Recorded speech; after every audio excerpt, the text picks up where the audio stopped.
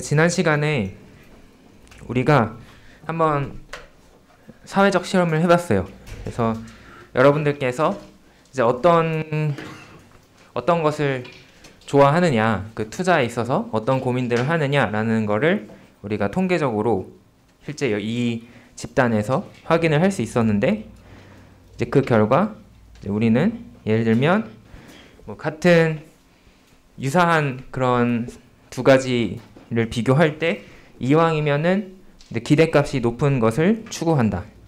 그 다음에 두 번째로는 같은 기대값을 가지고 있다면 이왕이면은 안정적인 거, 그러니까 변동성이 적은 불확실하지 않은 상황을 좋아한다 라는 것을 알 수 있었습니다. 그리고 사람이 다 합리적이면 좋겠지만 그렇지는 않기 때문에 꼭 그런 것만은 아니다 라는 것도 알 수 있었는데, 이제 예를 들면 사람들은 이제 극단적인 게 아니라 이 비율로 그 투자 의사결정을 내기 때문에, 예를 들어서 만 원 내고 3만 원 버는 것보다 것을 이제 100만 원 내고 103만 원 버는 것보다 좋아할 수 있다.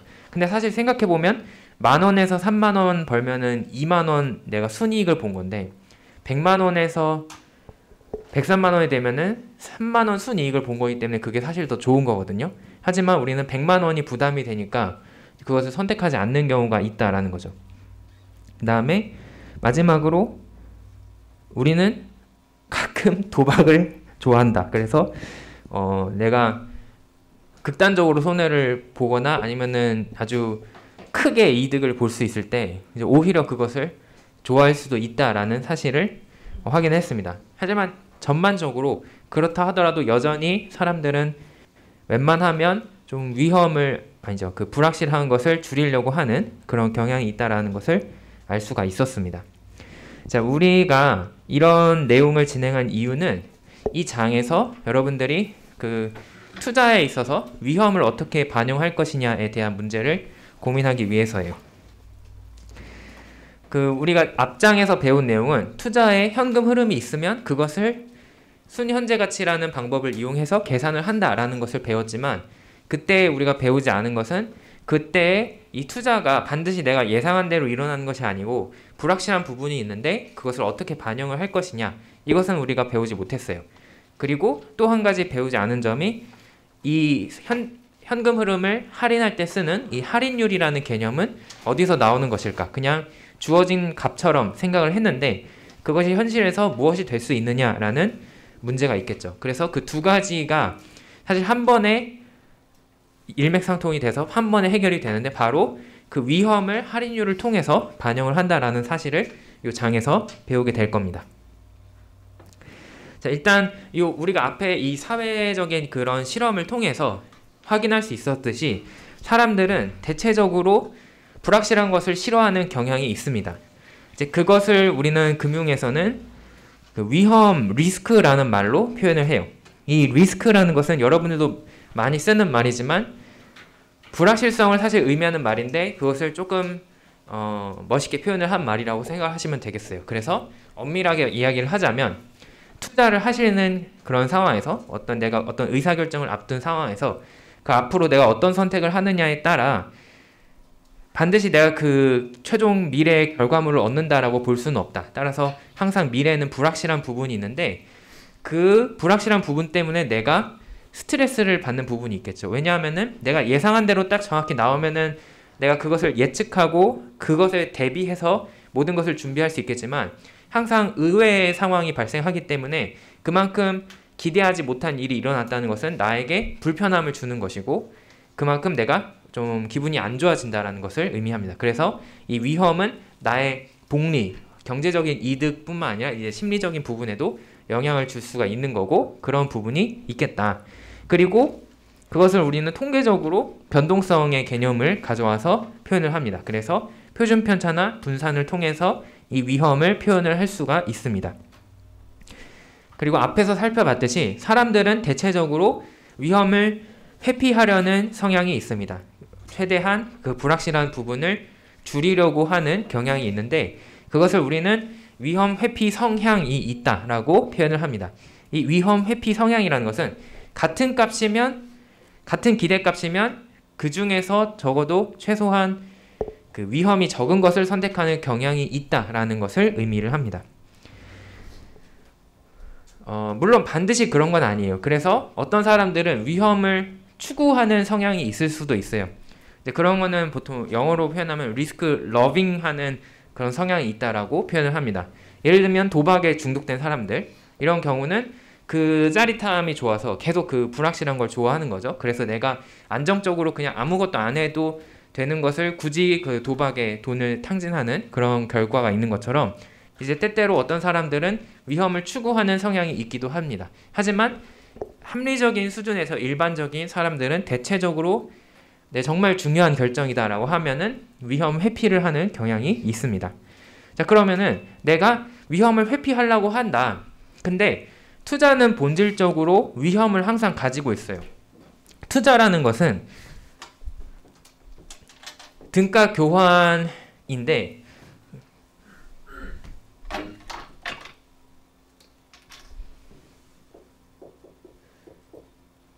무엇과 무엇을 교환하는 것이냐?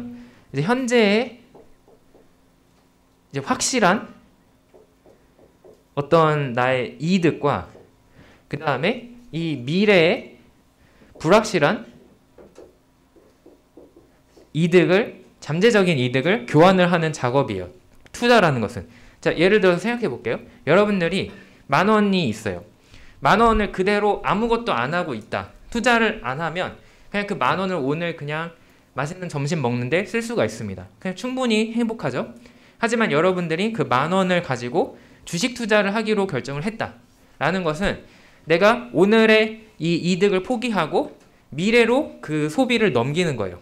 그런데 그 결과 어떤 현상이 일어나냐면 주식 가격이 10,000원에서 20,000원이 돼서 내가 더 행복해질 수도 있는 거고, 반면에 10,000원짜리가 5,000원짜리로 줄어서 불행해질 수도 있는 거죠. 그래서 불확실성을 감수를 하는 겁니다. 하지만 이걸 통해서 미래에 어떤 더 큰 이득을 얻기를 원하는 그런 과정이기 때문에 이제 투자라는 것은 이제 궁극적으로 이 교환의 개념이다라는 것을 알 수가 있습니다. 자, 그러면 이 내가 지금 현재 것을 포기하고 미래로 넘어가는 것은 언제 내가 그것을 충분히 할 만하다라고 생각을 할까? 이 불확실한 부분이 있기 때문에 당연히 내가 지금 얻는 이득이랑 미래에 얻는 이득의 크기가 똑같다면 투자를 할 이유가 없어요. 주식을 샀는데 주식 가격이 영원히 10,000원이에요. 아무런 변화가 없을 거예요. 근데 내가 오늘 점심을 포기해서 주식을 사야 된다라고 하면은 누가 주식을 주고 사겠어요? 가격이 오르는 것도 아닌데. 따라서 내가 오늘의 것을 잠시 미뤄두고 미래의 이득을 위해서 이 불확실한 상황을 감수한다는 것은 미래에 얻는 이 이득이 적어도 지금 당장 확실한 수입보다 더 크기 때문에, 이것이 더 크기 때문에 이 불확실한 것을 감수하려고 한다라는 것을 알 수 있습니다. 이것을 우리는 위험 수익 상충 효과라고 부릅니다. 사람은 기본적으로 그냥 안정적인 것이 좋은데 굳이 내가 그걸 포기하려면 그만큼 더 나에게 인센티브를 줘야 되는 거죠. 그래서 그만큼 이 미래에는 더 많은 혜택을 나에게 주어야지만 내가 투자를 할 것이다 라고 생각을 할 수 있고, 따라서 내가 위험이 증가할 때마다 나는 더 많은 수익을 더 기대하게 된다, 더 많은 수익을 요구하게 된다라는 것을 의미합니다. 이것을 그림으로 표현한 것이 지금 이 그래프인데요. 이 X축에는 인베스트먼트 리스크, 투자의 위험이 있어요. 그리고 Y축에는 expected return, 기대되는 수익률이 있습니다. 그래서 내가 이 선을 따라서 의사결정을 한다라고 지금 표현을 하고 있는데, 예를 들어서 내가 아무런 위험이 없는 것을 투자를 한다라고 하더라도 어쨌든 최소한 기대하는 수익이 있어요. 왜냐하면 아무런 위험이 없다 하더라도, 손실을 볼 가능성이 전혀 없다 하더라도 어쨌든 나는 기본적으로 오늘을 포기하고 내일을 위해서 희생하는 것이기 때문에 최소한 무언가를 얻어야 돼요. 그래서 여기 이 양의 포인트에서 지금 무언가 그 수익률이 찍히게 됩니다. 그런데 이 점에서 위험이 이제 더 가미되기 시작한다. 점점 위험이 는다. 예를 들면은 내가 투자한 주식이 가격이 떨어질 가능성이 있다라든가 아니면 내가 투자한 기업이 정말 최악의 상황으로 망할 가능성이 있다든가 아니면 내가 산 채권이 휴지 조각이 될 가능성이 있다든가 이런 상황이 되면은 점점 나는 불안해지고 그러면은 그거 안 하고 그냥 오늘 써버릴래 라고 생각을 하겠죠. 그런데 그렇다면 그것을 어떻게 미래를 위해서 투자하게 만들 것이냐, 바로 그만큼 기대 수익률이 높아져야 된다. 따라서 그 위험을 감수하게 하려면 그 상대방은 나에게 최소한 더 많은 수익을 보장을 해주어야 된다라는 것을 의미를 하게 됩니다. 자, 그래서 지금 여기 A와 B가 있는데 이게 이 선이 내가 의사결정을 내리는 그 선이라고 보겠습니다. 자, 그러면 여기서 의미는 여기다 다시 그림을 그릴게요.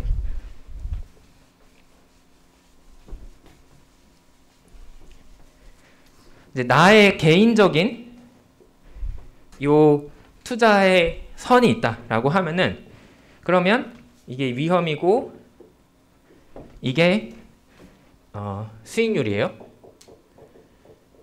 그러면 예를 들어서 나는 이 선의 의미가 나는 이만큼을 기대한다라는 의미가 되는 거예요. 내가 어떠한 위험이 주어지면 최소한 나는 이만큼의 수익을 얻기를 기대를 한다 라는 의미가 됩니다. 자, 그렇다면은 어떤 투자가 위험과 수익률을 딱 분석을 해서 위험은 요 정도, 수익은 요 정도 이렇게 분석이 됐어요. 근데 이게 찍어 보니까 이 선 아래에 위치하고 있습니다. 이제 이렇다는 것은 내가 감수한 위험 대비 내가 얻는 수익이 내가 기대하는 것보다 적네라는 것을 의미하는 거예요. 따라서 나는 이것을 거절하게 됩니다. 왜냐하면 나는 이만큼이나 내가 지금 희생을 해서 위험을 감수했는데 이거밖에 수익률이 안 나와? 안 해. 이러고 말아버리는 거죠. 근데 반면에 예를 들어서 어떤 또 점을 찍었는데 위험은 조금 더 커요. 근데 수익률이 이만큼이에요. 그래서 찍어보니까 여기에 있어요.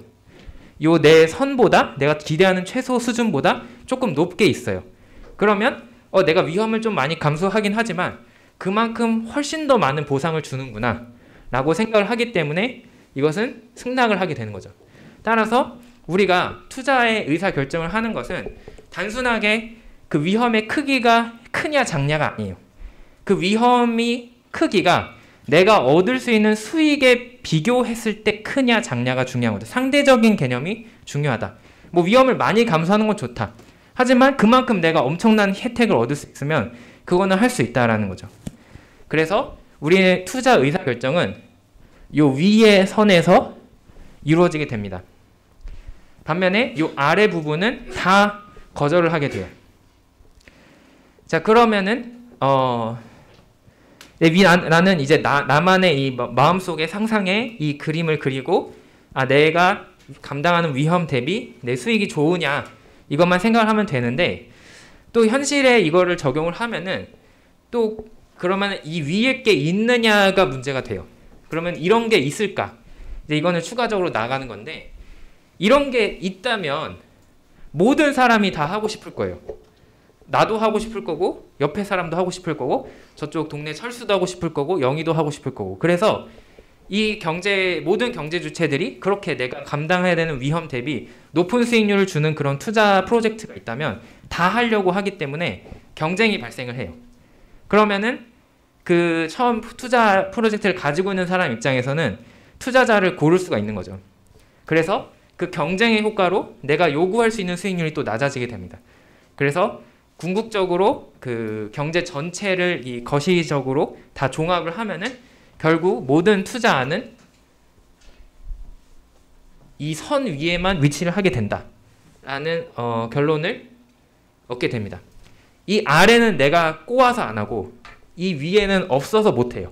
그래서 나는 요 선 위에서 투자 의사결정을 내리게 된다라고 생각을 할 수 있고 따라서 정확하게 이 내가 투자를 했을 때 그 위험과 수익률의 관계는 어떤 비례 관계로 그 선 위에서 결정이 된다라고 볼 수가 있습니다. 자, 그러면 이렇게 그 내가 위험을 더 감수할 때마다 더 많은 수익을 요구한다라는 사실을 내 투자 의사 결정에 우리가 배웠던 NPV에 어떻게 적용을 할 수 있을까? 바로 할인율을 바꿈으로써 가능합니다. 우리는 이 앞장까지 할 때는 할인율을 마치 어떤 주어진 고정된 값이라고 생각을 했지만 이제부터는 그것을 확장해서 그 모든 투자안을 평가하기 전에 나 자신의 위험을 점검하고 내가 감수할 수 있는 위험이 얼마인가, 그렇다면은 그 위험에 대해서 나는 얼마만큼의 수익을 기대하느냐로 먼저 할인율을 결정하고 그 다음에 투자안에 대해서 NPV를 적용해서 평가를 해야 된다라는 그 의미가 되겠어요. 결론부터 먼저 말씀을 드리면 이 할인율은 내가 위험하다라고 느껴지는 그런 상황일수록 더 높은 할인율을 적용을 해야 됩니다. 이 의미는 지금 제가 설명을 드렸죠. 그 내가 위험을 감당을 많이 할 때마다 더 높은 수익을 얻기 위해서 그렇게 한다. 자, 이게 왜 할인율이 위험이 늘어날 때마다 할인율이 높아져야 되느냐? 이제 그걸 통해서 우리가 직관적으로 우리의 직관과 일치하는 결과를 얻을 수 있기 때문인데요. 자, 예를 들어서 한 주식이 있는데 현재 시장 가격이 주당 10달러예요. 그리고 물론 사실 현실에서는 불가능하지만 내가 정말 미래를 예측하는 힘을 얻어서 내일 분명히 이것의 가격이 12달러가 될 거다라고 예상을 했다라고 합시다. 그러니까 기대값이 12예요. 그러면 나는 할인을 적용해서 순현재 가치를 판단하고 그것이 얼마나 크냐 이걸 가지고 투자를 할까 말까를 결정을 할 겁니다. 자, 그런데 그냥 기본적으로 내가 10% 할인율을 적용을 한다라고 하면은 이제 오늘 10달러를 써야 되니까 마이너스 10에 내일 12를 얻으니까 12가 되는데 이것을 하루 뒤에 대해서 이제 미래니까 할인을 해서 1 더하기 10%로 할인을 해서 계산을 해보면 0.91이라는 값이 나옵니다. 그러니까 0.91만큼 나에게 이득이 된다라는 뜻이에요. 자, 그러면 예를 들어서 할인율이 낮아지는 게 무슨 의미가 되느냐? 나는 할인율이 낮아지면은 내 허들이 낮아진다. 내가 조금 더 여유롭게 판단을 한다라는 것을 알 수 있습니다. 왜냐하면 내가 할인율을 0.1에서 0.05로 줄였을 때 이 NPV는 같은 시기에 대해서 할인율만 바뀌었는데 NPV가 올라가게 돼요. 그러니까 내가 얻는 현금 흐름과 내가 지금 써야 되는 투자 비용은 동일한데 할인율이 바뀌는 것만으로 나의 판단의 결과가 조금씩 바뀔 수 있다는 거죠.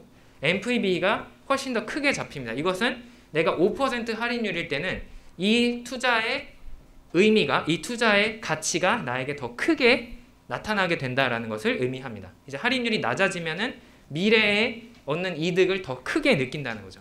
반대로 10%에서 더 증가해서 15%의 할인율이 되었다라고 하면은 같은 시기인데 이 할인율만 바꿨더니 이 NPV가 작아지게 돼요. 그래서 내가 이것을 예를 들어서 지금은 15%이기 때문에 그래도 양수가 나왔지만 20% 정도 하면은 음수가 나올 수도 있겠죠. 그러면 이 투자를 안 할 수도 있게 돼요. 그만큼 나는 이거 안 할래 라는 그런 판단의 변화가 생기게 되었다는 것인데 그것은 왜 그러냐면 내가 위험하다고 느끼기 때문에 이 주식 투자를 위험하다고 느끼기 때문에 미래에 얻는 이득을 더 낮게 평가하고 그래서 나의 순현재 가치가 떨어진다라는 것을 의미하는 거죠.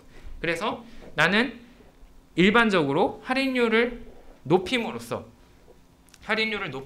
내가 위험하다는 상황을 투자에 반영하고 할인율을 낮춤으로써 덜 위험하다라는 그 상황을 이 내 투자 판단에 집어넣을 수 있게 됩니다.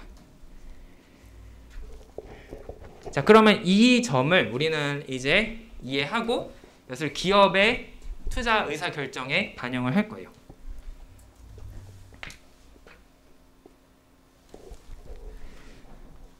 자, 그러면 이 할인율을 내가 어떻게 기업에 대해서는 결정을 할 것이냐.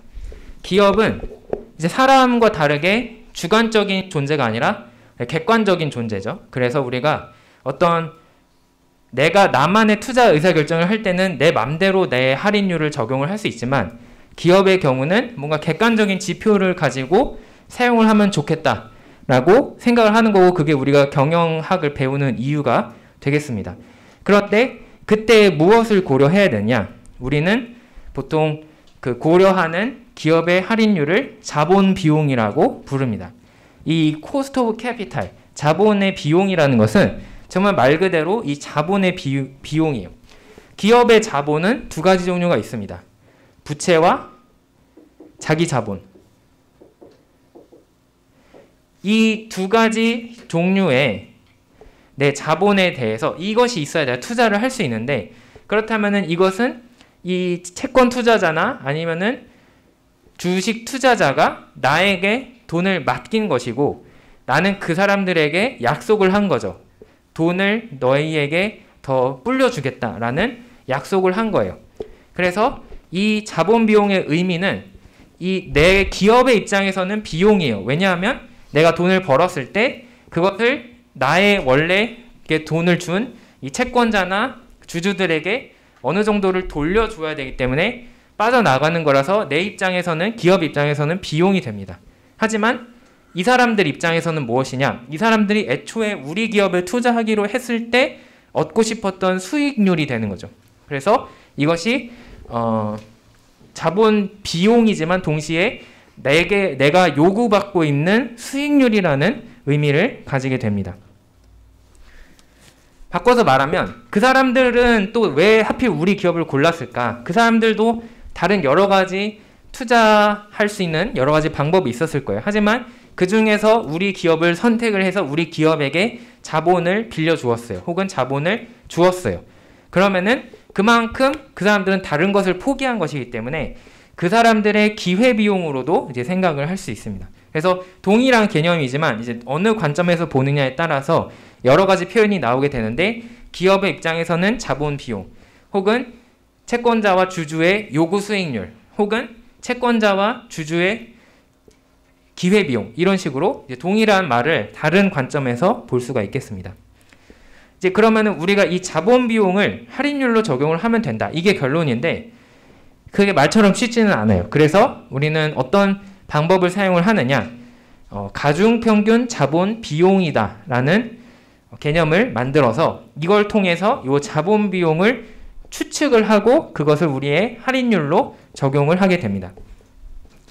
넘어가기 전에 간단하게 의미를 잠깐 해석을 해드리자면, 이 KW라고 지금 그 교과서에서 표현을 하고 있는 이 값이 바로 우리의 자본 비용인데, 여기서 weight 해서 이제 W가 들어가야 돼요. 이 weight라는 것은 요 가중치를 두었다라는 뜻이고, 그리고 weighted average이기 때문에 가중치를 둔 평균 값이다 라는 의미가 됩니다. 그러면은 무엇과 무엇의 가중치를 두었느냐? 바로 부채와 자기자본이라는 나의 이 자본 구조의 비율을 생각을 한 거예요. 나는 부채가 더 많은 기업인가 혹은 자기자본이 더 많은 기업인가를 가중치를 두어서 이것을 계산을 했다.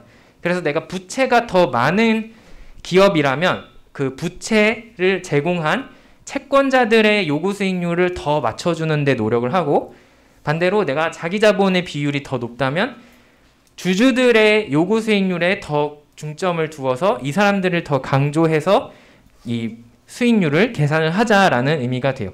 그래서 평균을, 그 둘의 평균을 내게 되고, 그 다음에 여기 그 평균을 계산하기 위해서 전체 이 채권과 자기자본의 양으로 이 평균을 계산을 하게 되는데, 이제 요 식을 변환을 하면은 이제 요렇게 쓸 수 있어요.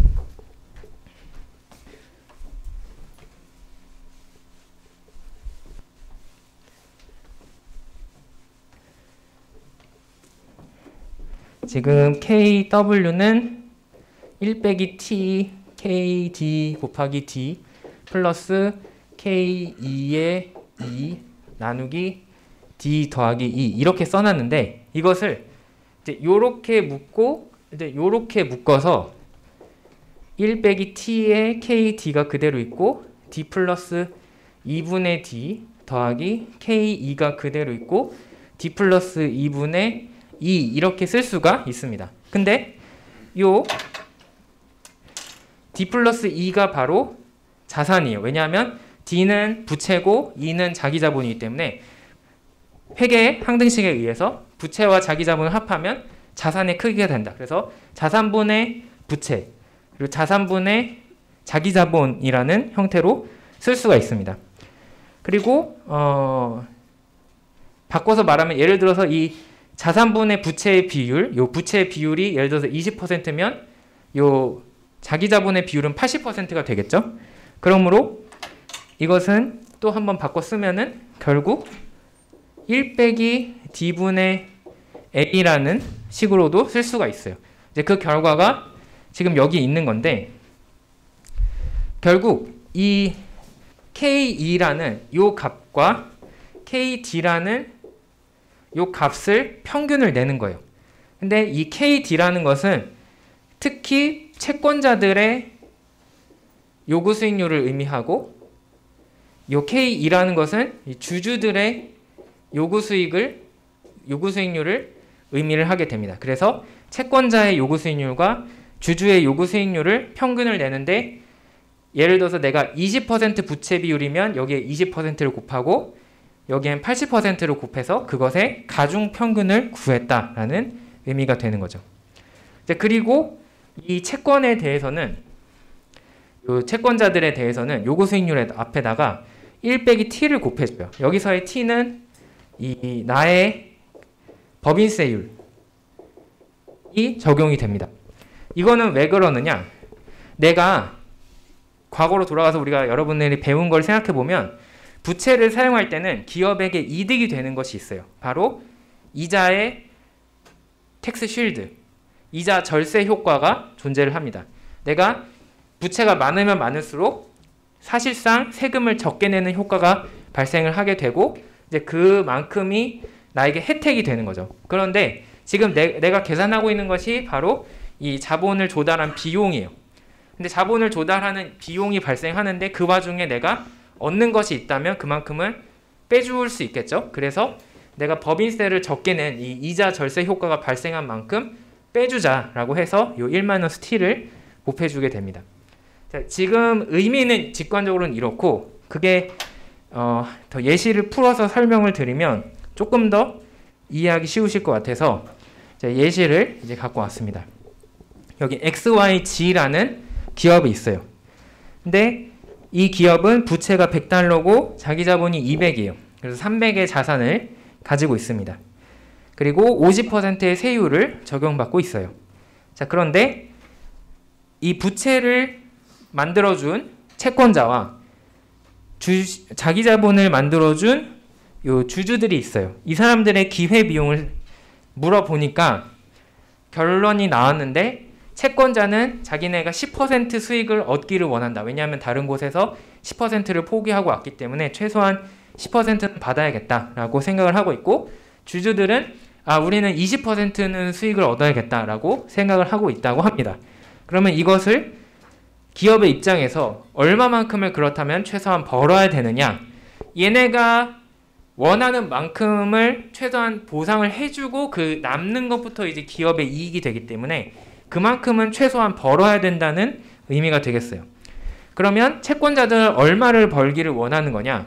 얘네가 100을 투자를 했기 때문에 거기에 대해서 10%의 이익을 얻는다면 10만큼은 얘네가 보장을 받고 싶어 한다라는 것을 의미하고 하지만 그와 동시에 기업에게는 이 부채를 사용했기 때문에 혜택이 존재해요. 바로 이자 절세 효과.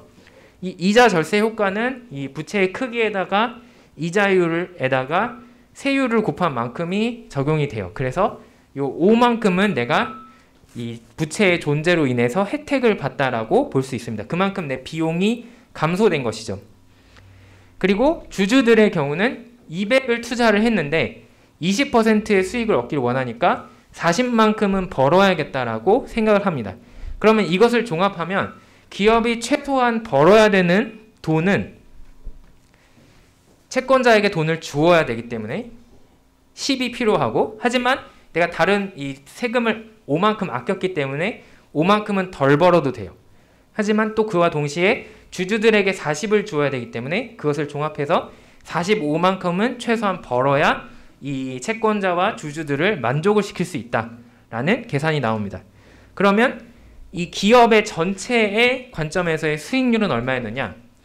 내가 자산 100 더하기 200으로 투자를 해서 45를 버는 것이기 때문에 300분의 45를 계산하면 15%라는 수익이 나오는 거죠. 이것이 내가 이 기업이 최소한 벌어야 되는 수익이 되는 거예요. 그럼 지금 이것을 어떻게 구했는지를 따져보면 요렇게 구했다라는 것을 알 수 있어요. 요 1 곱하기 0.1 곱하기 100을 해서 채권자들이 요구하는 최소한의 이익을 계산하고 거기에 내 세율과 이자율과 이 부채의 크기를 곱해서 내 이자 절세 효과를 계산해서 그만큼은 빼주고 더하기 200의 주주들에게 20%를 보장하는 이 수익을 얻어야 된다. 그래서 40을 얻은 것이 내 전체 자산으로 얻어야 되는 수익이 된 거였죠. 그게 바로 우리가 아까 쓴 요 식이 되는 거예요. 이자 절세 효과를 반영하기 위해서 1 빼기 세율을 하고 거기다가 채권자들이 요구하는 요구 수익률에 그 사람들이 실제로 우리에게 준 금액 더하기 우리 주주들이 요구하는 수익률에다가 그 사람들이 실제로 준 자본의 크기 그것을 나는 최소한 내 수익으로 마련을 해야 된다. 근데 그것을 요 부채와 자기 자본으로 할 수 있으니까 내 자산으로 할 수 있으니까 내 자산의 수익률은 최소한 요 정도가 돼야 된다라고 계산이 된다는 거죠. 그리고 이제 그것을 이렇게 가중 평균으로도 표현을 할 수 있다. 그래서 이런 이유로 우리는 요 가중 평균 자본 비용 WACC, Weighted Average Cost of Capital을 계산해서 이것을 우리의 최소한의 요구 수익률로 잡고 그 말을 바꿔서 말하면 할인율로 사용을 해야 된다라는 의미가 되겠습니다. 자, 이제 이거는 알았는데 이 식은 알았어요. 하지만 그럼 요것을 어떻게 적용을 할 거냐라고 하면은 또 이제 별개의 문제가 되는 거죠. 그래서 이 값들을 집어넣어야 됩니다. 근데 법인세율이야 뭐 알려진 정보니까 쉽게 알 수 있지만 나머지는 그러면 어떻게 할 것이냐. 내가 채권자가 100명인데 채권자한테 가가지고 당신은 몇 퍼센트의 수익을 원하세요? 당신은 몇 퍼센트의 수익을 원하세요? 이렇게 일일이 물어볼 수는 없잖아요. 주주가 10만 명인데 주주들한테 다 찾아가지고 당신들이 원하는 요구 수익률은 얼마입니까? 이렇게 물어볼 수가 없어요. 그래서 이 기업은 대략적으로 추측을 할 수밖에 없습니다. 그것은 이제 데이터에 의존해서 나름대로 합리적인 방법으로 이 사람들이 얼마만큼의 수익을 원할지 생각을 하게 되는 거죠. 그래서 세 가지를 결정을 해야 됩니다. 첫 번째는 이 가중치, 내 부채 비율을 결정하는 문제가 있고 두 번째는 부채의 비용, 이 채권자들이 요구하는 요구 수익률 그리고 마지막으로 자기자본 비용, 즉 이 주주들이 원하는 요구 수익률을 계산을 할 필요가 있습니다. 자, 먼저 가중치에 대해서 이제 사실 이 가중치도 그냥 우리가 일반적으로는 그냥 바로 재무 상태표를 보면 알 수 있지만 그래도 우리가 조금 더 정확하게 하자고자 할 때는 우리는 시장 가치를 활용하는 것이 좋다라고 얘기를 합니다. 왜냐하면 지금 최초의 주주들이 넣은 금액은 회계 장부상의 자기 자본의 크기일 수 있지만 지금 실제 주주들이 생각하는 자기네가 이 기업에 투자한 금액은 주식시장에서의 그 시가총액이 되는 거죠. 그러니까 자기 자본의 시장 가치만큼을 자기네는 투자를 했다라고 생각을 하는 거죠. 그래서 그것을 사용하는 것이 더 정확하다. 회계적인 정보를 활용하는 것보다. 하지만 물론 만약에 그런 것을 모를 경우는 대신 장부 가치를 활용할 수는 있습니다. 그 얘기만 드리고 그러면 이제 본격적으로 부채의 비율, 부채 비용, KT와 그다음에 자기 자본의 비용은 어떻게 구할 수 있느냐. 먼저 부채의 비용을 구하는 게 조금 더 쉽기 때문에 먼저 설명을 드리자면 말 그대로 채권자들의 요구 수익률이기 때문에 채권자들의 수익률을 계산해 보면 돼요. 그럼 채권자들의 수익률이라는 것은 뭐냐? 기업의 채권의 수익률이 되는 거죠. 그래서 기업이 발행한 채권, 즉 회사채의 채권의 그 수익률을 시장에서의 채권 수익률을 일들을 계산을 가져오면은 그것을 채권자들의 수익률이구나라고 생각을 할 수 있습니다. 그런데 문제가 있어요. 채권이 존재하는데 그 채권이 채권 시장에서 활발하게 거래가 되면은 채권의 수익률이 잡히게 돼요. 하지만 그 시장에서 거래가 활발하지 않으면, 전혀 거래가 일어나지 않고 있으면 수익률을 측정을 할 수가 없습니다. 왜냐하면 여기서의 이 채권 수익률이라는 것은 그 얼마의 거래가 되고 있느냐를 통해서 계산을 한 것이기 때문에, 그래서 이런 경우에는 대안을 사용을 할 수 있는데, 이 채권의 명목 이자율이 얼마이냐 이런 것을 대체로 사용할 수 있습니다. 이제 그게 무슨 얘기냐면, 앞에서도 시장 가치를 모르면 그냥 회계 가치로, 장부 가치로 사용을 했듯이 여기서도 마찬가지로 현재 실제 시장에서의 평가를 모르기 때문에 어쨌든 겉으로 보기에 보이는 것을 그래도 사용을 하자라는 의미가 되는 거죠. 그래서 이 채권에 명시된 쿠폰 레이트, 요 쿠폰 이프율을 사용하게 되는데, 혹시 모르시는 분들을 위해서 설명을 드리자면, 쿠폰이라는 것은, 이 이표라는 것은 채권을 내가 가지고 있으면 매년 얼마를 돈을 무조건 이자로 받는다라는 그 약속이에요. 이제 그래서 이것은 이 채권에 명시된 매년의 연 이자율이라고 볼 수 있어요. 그것을 대안으로 사용할 수는 있다. 하지만 가급적이면 먼저 이 앞에 있는 채권 수익률을 사용하는 것이 좋다라고 우리가 이야기를 합니다. 자, 그리고 이것마저 안 될 경우가 있어요. 어떤 기업은 아예 채권이 없는 경우가 있습니다. 그런 경우에는 어떻게 할 것이냐? 그런 경우에는 이 유사한 특성을 가지는 다른 기업들을 참고해서 결정을 할 수 있어요. 그리고 또 한 가지 방법은 내 그 손익계산서 상에서 이자 비용을 통해서 이자율을 계산할 수도 있습니다. 그 우리가 그 추정 재무제표 만들고 할 때 했던 것처럼, 얘네의 대략적인 평균 이자율은 몇 %구나. 그러면은 그것이 이 채권자들에게 돌아가는 몫이 되는 거니까 그거를 이 사람들의 요구 수익률로 볼 수도 있어요. 이제 그래서 그런 방법을 다양하게 활용을 할 수 있다. 그러면 돌아와서 우리가 부채 비용까지는 얘기를 했어요. 그러면은 아까 전체 자본 비용을 계산할 때는 두 가지가 들어간다고 했습니다. 이제 가중평균 자본 비용을 할 때는 한쪽에는 부채 비용이 있고 다른 한쪽에는 자기 자본 비용이 있어요. 왜냐하면 내 자본은 부채와 자기 자본의 합으로 구성이 되어 있기 때문에. 그러면 이 자기 자본 비용은 어떻게 구할 수 있느냐? 이제 여러분들이 재무관리 원론에서 성실하게 수업을 들으셨다면 이런 내용이 나왔을 거고, 못 들어보셨을 수도 있어요. 혹은 또 투자론 수업을 들으셨다면 이런 내용을 배우셨을 수 있는데, 자본자산 가격 결정 모형, 캐피탈 에셋 프라이싱 모델이라는 것들이 있습니다. 이제 그런 것처럼 어떤 주식시장이나 증권시장에서 자산의 가격 결정 모형이 있어요. 이제 이게 가격 결정 모형이라고 하지만 수익률을 계산해주는 공식인데, 이런 것을 활용해서 우리는 자기 자본 비용을 계산할 수 있습니다. 이것에 대해서는 이제 제가 이 장이 끝난 후에 또 부록으로 더 추가적인 설명을 제공할 테니까 지금 당장 이해가 안 가시면은 그냥 이 공식만 기억을 하시면 되겠습니다.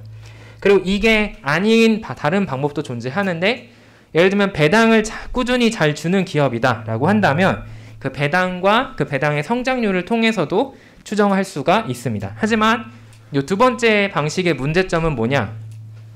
두 번째 방식의 문제점은 배당을 안 주는 기업엔 이 방법을 적용하기 어렵다라는 단점이 존재하고, 첫 번째 방법의 단점은 이것은 주식시장에 상장이 되어 있어야 사용이 가능한 그런 방식이 되겠어요. 그래서 이제 각각이 좀 장단점이 있는데, 오늘은 일단 이 두 번째 방법에 대해서 간략하게 설명을 드리도록 하겠습니다.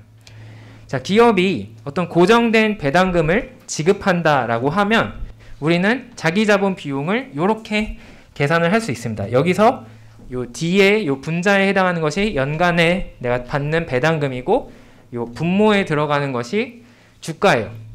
그래서 사실상 그 배당 수익률로서 내 자기 자본 비용이 계산이 되는 건데, 이게 왜 그렇게 되느냐? 그거는 이론적으로 설명을 드리도록 할게요.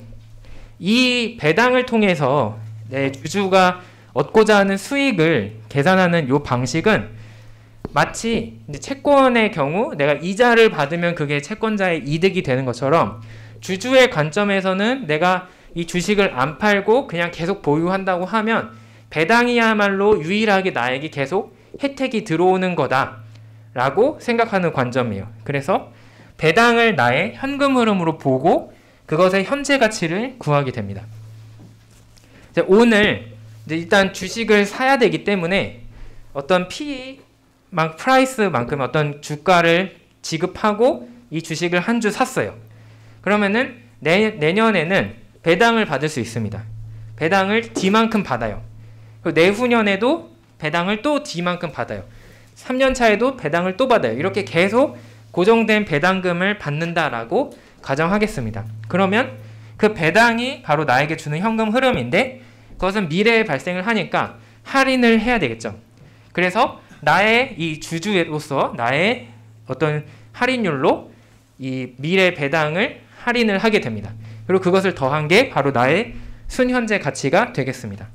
자, 그러면 이것을 요 뒤에 지금 무한히 일어나는 이것을 이제 여러분들이 또 중고등학교 때 이래서 우리가 수학을 열심히 공부를 해야 되는 건데 그 무한급수 뭐 이런 얘기 아시잖아요? 그쵸? 그래서 a 더하기 a 곱하기 b 더하기 a 곱하기 b의 제곱 더하기 a 곱하기 b의 세제곱 더하기 뭐 이렇게 무한히 있으면 이걸 어떻게 해야 된다라는 것을 여러분들이 고등학교, 중학교 때 배우셨을 거예요. 하지만 기억이 안 나실 수도 있을 텐데 그거를 제가 한번 똑같이 해보겠습니다. 그래서 그냥 가장 쉽게 하는 방법은 이제 요 뒤에 덩어리를 뭐 하나의 뭐 L이라고 하는 거죠. 그래서 L은 D 더하기 요거의 제곱 더하기 세제곱 더하기 어쩌고저쩌고 이렇게 이어진다 라고 하는 거예요. 그런 다음에 이 값을 구하기 위해서 우리가 양쪽에 요 1 더하기 K2를 한번 곱해 보겠습니다. 그러면 하나가 없어지니까 D가 남고 이게 두 개에서 하나가 남겠고 제곱이 되겠고 이런 식으로 쭉쭉쭉 가겠죠. 그러면은 이 모양이랑 이 모양이 똑같구나. 이게 지금 무한히 가고 있기 때문에 똑같다라고 볼 수가 있고 그래서 이게 또 새로운 L이 되겠죠. 그래서 이걸 쓰면은 1 더하기 K2에 L을 곱한 것은 D 더하기 L이다 라는 식이 나오게 되고 그러면 이걸 넘기면 L K2 곱하기 L은 D 그래서 L은 K2분의 D라는 값이 나오게 됩니다. 그러니까 이 부분이 K2분의 D가 된다는 거예요. 그래서 이것은 마이너스 P 더하기 K2분의 D로 쓸 수가 있습니다. 이게 그 무한급수 정리하는 이제 그 내용이었고 그러면 이게 내가 얻는 이득인데 그러면 나는 주식 투자자로서 당연히 이 순현재 가치가 크면은 내가 이 주식을 사서 배당 이익을 얻어야겠다 할 거고 만약에 이 순현재 가치가 음수라면 나는 이 주식을 사지 말아야겠다 라고 할 거예요. 그런데 주식시장에는 워낙 많은 주식 투자자가 있기 때문에 서로 수요와 공급에 의해서 경쟁이 발생을 합니다. 따라서 만약에 그 순현재 가치가 양수였다면 누구나 이 주식을 사고 싶어지기 때문에 이 앞에서 주가가 올라가게 되죠. 수요가 많아지니까. 그래서 NPV가 작아져서 0에 가까워지게 돼요.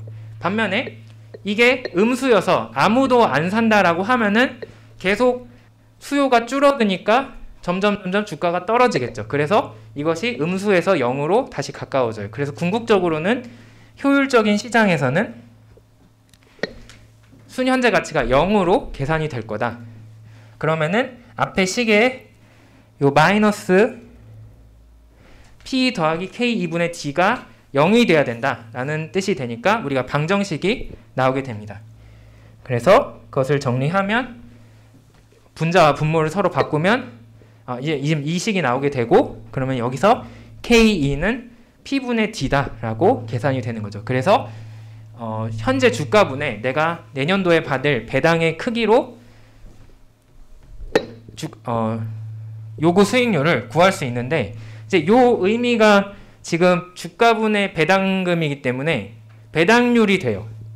그 주가 대비. 그래서 내 배당률 자체가 바로 내 주주로서의 요구 수익률이 된다라고 계산을 할 수가 있습니다. 자, 근데 배당이 매년 이렇게 똑같은 금액을 받는다라고 할 때만 요 식이 맞는 거예요. 그래서 이것이 일반적이진 않죠. 그래서 이거를 조금 더 현실적으로 만들기 위해서 보정을 할 수 있는데, 그 방법은 바로 이 내 배당이 매년 조금씩 증가한다. 그러니까 첫 해에는 D를 받고, 두 번째에는 여기서 어떤 배당이 성장을 해서 더 큰 금액을 받고, 세 번째에는 그것에 더 성장을 하고, 이렇게 동일한 비율로 배당이 점점 커진다. 왜냐, 기업이 망하지 않는다는 가정하에 잘 굴러가는 기업이라면 더 점점 이익을 크게 낼 거고, 그만큼 내 배당이 늘어날 거다라고 생각을 할 수 있다는 거죠. 그런 경우에는 식을 변형해서 그 배당이 몇 %씩 성장할 거냐만 더해주면 됩니다. 그래서 아까 내가 했던 그 배당 수익률에다가 이 실제 이 배당금이 몇 %로 성장할 거냐를 더해주면 그것이 바로 내 요구 수익률이 되는데, 개념적으로 생각하면은 내가 일단 내 주식을 투자해서 그만큼 배당 수익을 얻어야 되기 때문에 당장 그만큼을 요구하는 수익률이 맞고요. 그 앞에 첫 번째 항이 있는 거고, 두 번째로는 그것에 더해서 추가적으로 배당이 여기서 계속 머무르는 것이 아니라 앞으로 몇 %씩 계속 더 성장했으면 좋겠어 라고 생각하기 때문에 그 몇 %를 더 요구한다 라고 생각을 할 수가 있습니다. 그래서 개념적으로는 그런 의미가 되는 거고, 수학적으로 풀면은 제가 뒤에 있는 내용이 되는데 이렇게 됩니다. 이제 이거는 똑같은 방법으로 푸는 거라서 제가 간단하게 말씀만 드리자면, 지금 당장 주식을 샀기 때문에 마이너스 P가 있고, 내년에 배당을 처음 받기 때문에 1년차 할인을 해요. 2년차에는 1년차의 배당에서 몇 % 성장을 해서, 예를 들어서 G가 2%다 하면은 2% 성장한 만큼의 배당을 받기를 바라는 거예요. 그리고 3년차에는 또 성장을 하고 또 성장을 하고 이렇게 쭉쭉쭉 가는 거죠. 그러면 아까랑 무한급수가 비슷한데, 이제 여기에 단순히 분모만 제곱, 세제곱 이렇게 느는 게 아니라 분자에도 제곱, 세제곱으로 는다라는 차이가 있게 됩니다. 그래서 그거를 잘 정리하면, 제가 못 풀어서 그런 게 아니라 제 시간이 모자라서 그런 거거든요. 이해하시죠? 그래서 잘 계산을 하면은 K-G분의 D가 나오게 됩니다. 그리고 이제 거기에 P를 더하면은 그게 수년제 가치가 되고, 그럼 이게 아까랑 똑같은 논리로 0이 되는 것이 효율적인 시장이다. 그것에서 주가가 적정한 가격이다 라고 본다면, 정리하면은 이렇게 나오게 됩니다. 진짜로 거짓말이 아니라 제가 어저께 밤에 다시 풀어봤는데 할 수 있는데 지금 시간이 없어서 다음 시간에 원하시면은 다시 풀어드리도록 하겠습니다. 네, 그러면은 오늘 수업은 여기서 마치고, 오늘 고생하셨습니다. 다음 주에 뵐게요.